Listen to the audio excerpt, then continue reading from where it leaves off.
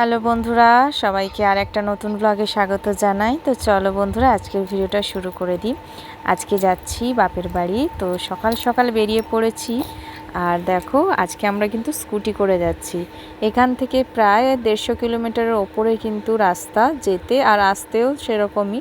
তো সেই জন্য স্কুটি করে যাচ্ছি, কারণ অনেক দিন স্কুটিটা লং ড্রাইভে যাওয়া হয়নি।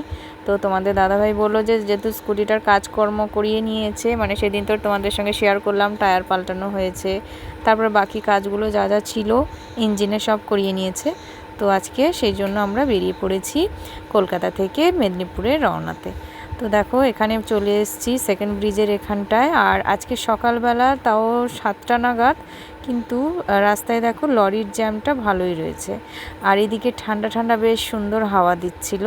তো রোদটাও উঠে গেছে, এত সকালবেলা রোদও উঠেছে, ঠান্ডা ঠান্ডা হাওয়াও দিচ্ছে, আবার এদিকে জ্যামটাও রয়েছে।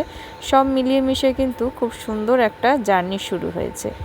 তো এখানে দেখো চলে এসেছি সেকেন্ড ব্রিজটা। এবার দুপাশে গঙ্গার সুন্দর হাওয়াটা কিন্তু খুব দারুণ লাগছিল।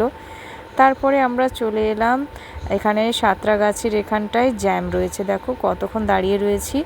তো সাঁতরাগাছির এখানটায় তখন রোদ্দুরটা বেশ গায়ে লাগছিল, মানে গাড়িটা যখন চলছে তখন তো হাওয়া দিচ্ছে, আরাম লাগছে, কিন্তু গাড়িটা যখন আমরা বন্ধ করে দাঁড়াচ্ছি তখন কিন্তু রোদটা বেশ গায়ে লাগছে। তো দেখো এখানে জ্যামে দাঁড়িয়ে রয়েছি, তারপরে আবার রওনা দিয়ে দিলাম বাড়ির উদ্দেশ্যে। আর স্কুটি করে প্রথম গেছিলাম যখন ফার্স্ট টাইম স্কুটিটা কিনেছিলাম 2019-এ, তখন কিন্তু স্কুটি করে গেছিলাম বাপের বাড়ি। তো তারপরে আবার এখন ছেলেকে নিয়ে যাচ্ছি এই প্রথম স্কুটি করে।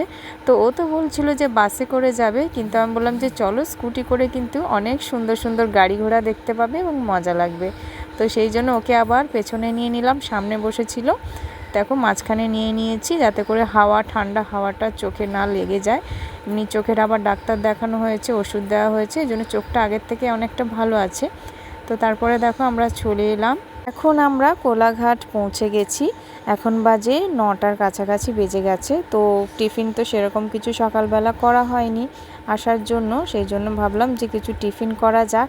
তো রাস্তার মধ্যে ওখানে আর দাঁড়াইনি, ওখানে বললো যে একটু সামনে এগিয়ে গিয়ে দাঁড়াবে, তোমাদের দাদাভাই বললো। তো এই জন্য দেখো একটু সামনে এগিয়ে এসে দাঁড়ালাম। তো সেরকম ভারী ভুরি কিছু খাবো না, হালকার ওপরে একটু টিফিন করব। তো এখানে স্কুটিটাকে পার্ক করে দিলাম, ব্যাগগুলো দেখো সব সামনেই রাখা রয়েছে। তো এখানে আমরা নিলাম যে একটুখানি, আমি বললাম মুড়ি ঘুগনি খাবো, আর ছেলে আর তোমাদের দাদাভাই বললো যে ডিম টোস্ট খাবে। তো সেই জন্য দেখো মুড়ি ঘুগনি আমি নিয়ে নিলাম, আর ডিম টোস্ট ওরা নিয়ে নিয়েছিল। মুড়ি ঘুগনিটা কিন্তু খুব সুন্দর ছিল, ঘরোয়া মুড়ি ছিল, আর ঘুগনিটাও বেশ ভালো ছিল। তো আমরা এখানে খাওয়া দাওয়ার করে নিচ্ছি, আবার বেরোতে হবে। তো কিছুক্ষণ গাড়িটাকেও তো রেস্ট দিতে হবে, কারণ এতটা রাস্তা গাড়িটা সেই বুঝে রেস্ট দিয়ে দিয়ে যেতে হবে স্কুটি, কারণ বড় বাইক হলে তাহলে অসুবিধা হয় না, যেহেতু স্কুটি ক্যাপাসিটিও কম আছে, সেই জন্য কিন্তু একটুখানি রেস্ট দিয়ে দিয়ে আমরা যাচ্ছি। তারপরে দেখো চলে এলাম, এখানে কিন্তু আমরা পেরিয়ে এসেছি অনেকটা রাস্তা, এবার ঢুকে গেছি গ্রামের রাস্তার ভেতরে। দেখো দুপাশে কিন্তু সবুজে সবুজ, খুব সুন্দর লাগছিল। আর এখন বাজে প্রায় 11:30টার কাছাকাছি। তো রাস্তাটা কিন্তু দুদিকে সবুজে ভরা, আর কলা গাছ ভরা দু সাইডে, দারুণ লাগছিল। তো বন্ধুরা, আজকের ভিডিওটা এখানেই শেষ করলাম, দেখা হচ্ছে আবার নতুন কোনো ভিডিওতে। সবাই ভালো থেকো, সুস্থ থেকো, টাটা সবাইকে।